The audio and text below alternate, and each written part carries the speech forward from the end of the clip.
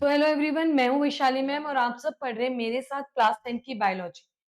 सो बच्चों, last class में हमने ना मेल रिप्रोडक्टिव सिस्टम के बारे में देखा था और आज हम डिस्कस करने वाले हैं फीमेल रिप्रोडक्टिव सिस्टम के बारे में। तो आओ देखते हैं कि फीमेल रिप्रोडक्टिव सिस्टम में क्या-क्या चीजें आती हैं।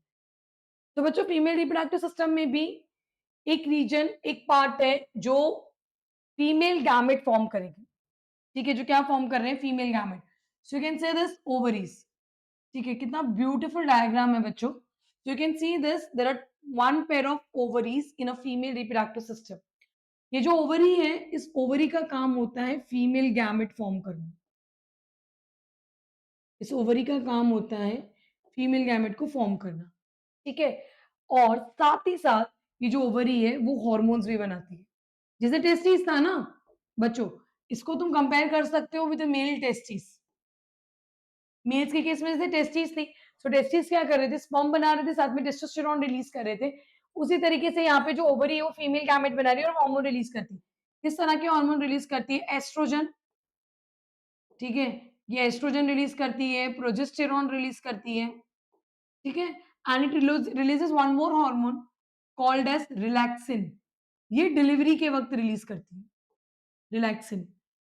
ये जब भी चाइल्ड बर्थ होने वाला होता है, डिलीवरी होगी, तब ये वाला जो हार्मोन है वो ओवरी रिलीज करती है, नहीं तो नॉर्मली रोज में नहीं रिलीज होता।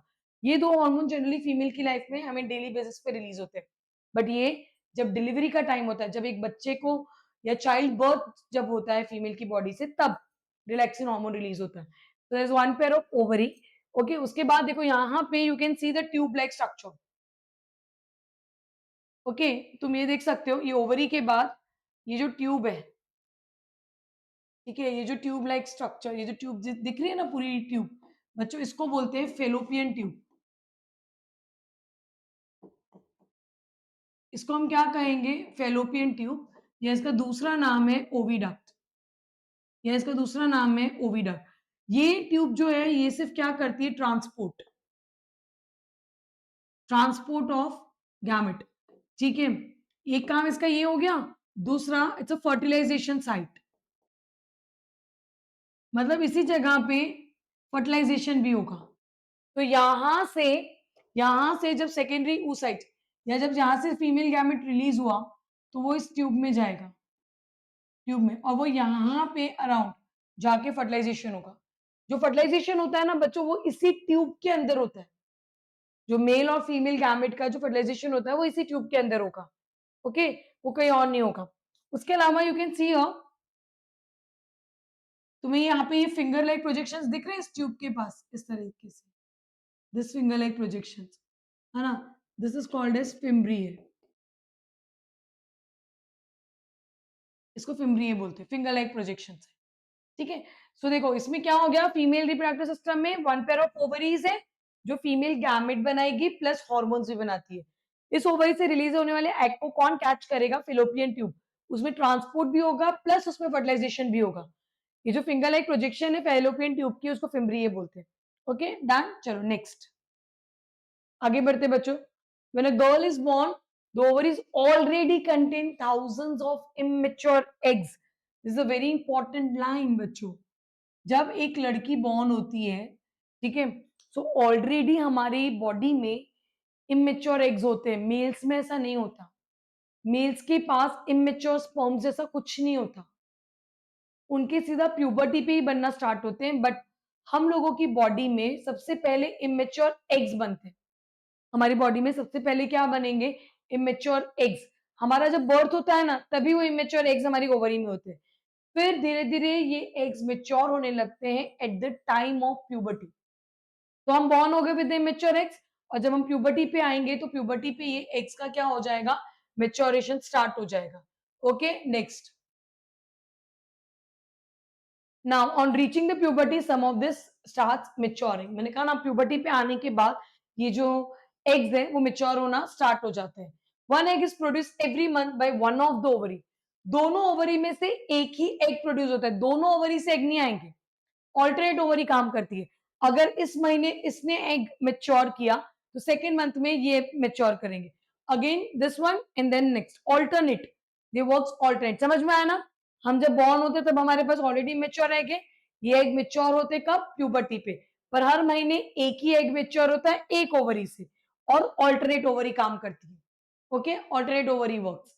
Next, the egg is carried from the ovary to the womb. ठीक है बच्चों, ये वाला जो पार्ट है, ये जो दिख रहा है, दिस इज वूम, दिस इज वूम, ये वूम है।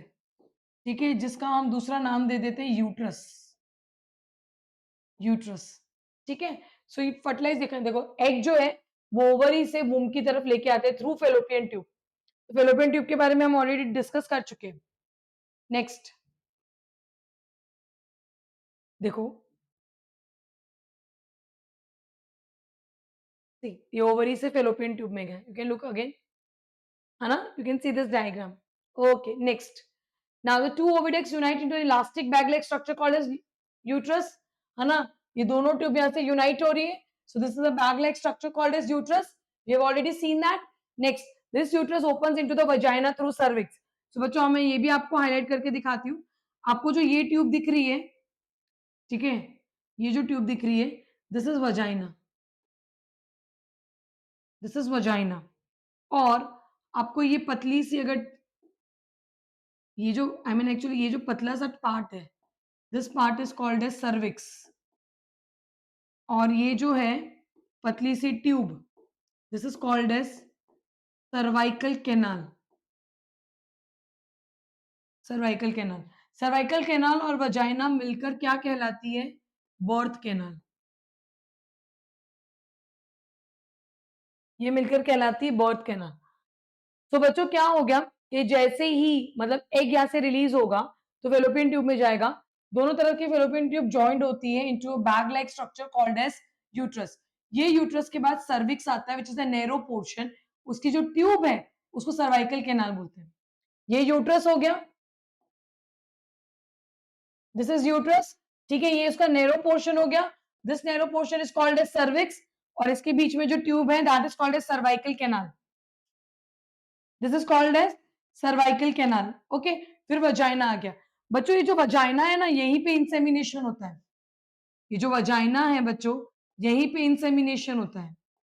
जो पीनिस होता है that release the semen into the vagina, वो वजाइना में ही मतलब सारे स्पर्म्स यहीं पे रिलीज होते हैं, फिर वो स्पर्म यहाँ से ट्रैवल करते हुए इन दोनों फेलोपियन ट्यूब के पास जाते हैं, जहां पे भी एग होगा वहां पे फर्टिलाइजेशन होगा।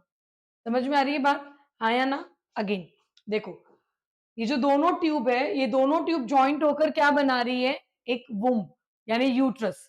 ठीक है, यूट्रस के बाद there is a narrow portion called as cervix, उसके अंदर की जो ट्यूब है उसको हम सर्वाइकल कैनाल कहेंगे। ये जो सर्वाइकल कैनाल है वो फर्दर कनेक्टेड होती है with the vagina. Cervical canal और वजाइना को बर्थ कैनाल भी बोलते हैं, I little explain you why. और यहाँ पे जो वजाइना है, वजाइना में इनसेमिनेशन होता है, मतलब जो सीमेन, मैंने आपको बताया था लास्ट लेक्चर में कि जो पीनिस होता है वो इनसेमिनेशन करता है, यानी insertion of semen inside a female track. तो फीमेल के ट्रैक में जो सीमेन का इंजर्शन होता है एक्चुअली वो वजाइना में होगा। ठीक है, डन। नेक्स्ट,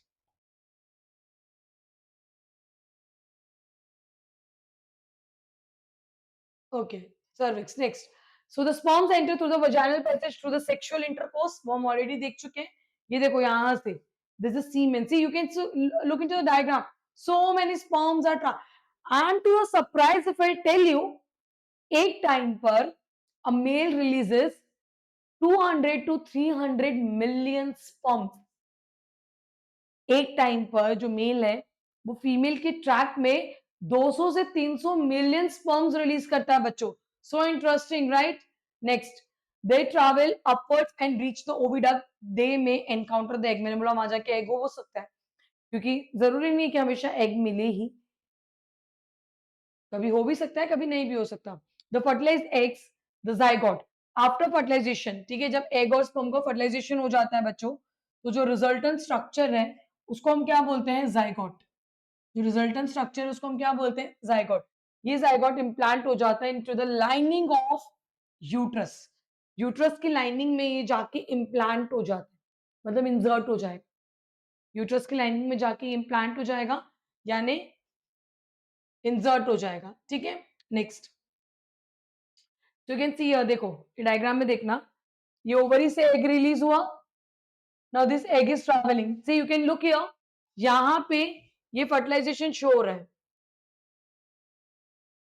यहाँ पे दिस इज फर्टिलाइजेशन, ये वाले स्टेप में फर्टिलाइजेशन शो हो रहा है, ठीक है? फर्टिलाइजेशन के बाद ये फर्टिलाइजेशन है, ठीक है? अब फर्टिलाइजेशन के बाद बच्चों ये देखो, ये डिवाइड हो गया, ज़ायगोट आगे जा रहा है। देखो ये 2 cell, 4 cell, 8 cell, 16 cell and 32 cell. ये 32 सेल का स्ट्रक्चर है जो वो यूट्रस के अंदर इम्प्लांट हो गया। मतलब ऐसे एकदम एंटर चिपक जाता है। इम्प्लांट होना मतलब फीमेल के जो यूट्रस की जो लाइनिंग होती है, मतलब जो यूट्रस का लाइन है ना फीमेल के, उसमें जाके स्टिक हो जाता है। So that's a term for that. Okay, next. तो द अटैचमेंट, ठीक है, हमने ऑलरेडी डिस्कस किया। Next, for differentiation into the various. तो बच्चों ये था female reproductive tract which was very simple again. यहाँ पे आपको ओवरीज के बारे में पढ़ना है, जो फीमेल गैमेट के साथ-साथ हार्मोन्स बनाती है। ओवरी से निकलती है fallopian tubes. 2 fallopian tube joint होके ओपन होते हैं into the uterus. Uterus open होता है सर्विक्स में, सर्विक्स ओपन होती है इनटू वजाइना। सर्विक्स की जो कैनाल है उसको सर्वाइकल कैनाल बोलते हैं।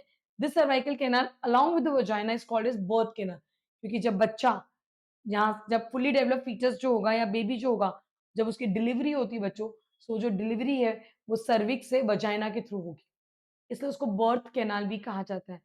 तो बच्चों ये हमने देखा फीमेल रिप्रोडक्टिव सिस्टम के बारे में and about implantation. In the next lecture we are going to see that कि ये बेबी का डेवलपमेंट कैसे होता है और चाइल्ड बर्थ कैसे होगा।